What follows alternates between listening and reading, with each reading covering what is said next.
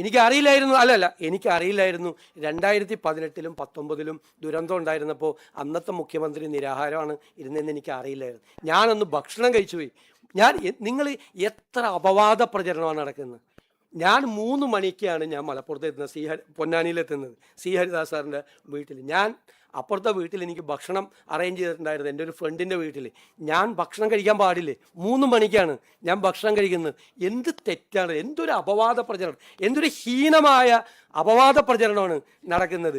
ഭക്ഷണം കഴിച്ചെന്ന് അല്ലല്ല വെയിറ്റ്, പിന്നെന്താ ഞങ്ങൾ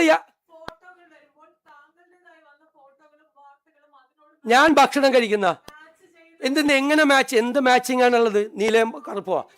നിങ്ങളെന്താ ഒരു ഭക്ഷണം കഴിക്കുന്നത് ഫോട്ടോ എടുത്ത് പുറത്തു കൊടുത്തതിന് നിങ്ങൾ എന്താ ഔചിത്യമുള്ള നിങ്ങളുടെ ചോദ്യത്തിൽ? അല്ലത് ഭക്ഷണം കഴിച്ചു, തെറ്റുപറ്റിപ്പോയി, ഇനി പോലെ ഭക്ഷണം കഴിക്കാതിരിക്കും. എന്തൊരു മര്യാദകേടാണ്, എത്ര ഹീനമായിട്ടുള്ള പ്രചരണമാണ്. ഒരു സ്ഥലത്ത് ഭക്ഷണം കഴിക്കുന്നത്, ഒരു സ്ഥലത്ത് വെള്ളം എടുക്കുന്നു. അല്ല, ഒരു ചോദ്യത്തിന് മറുപടി പറ.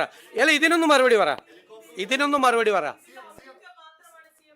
എന്ത് ഔചിത്യക്കുറവാണ് ഭക്ഷണം കഴിച്ചതിന്?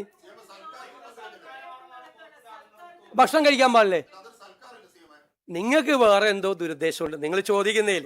ഞാൻ ഭക്ഷണം കഴിച്ചു പോയി, ക്ഷമിക്കണം.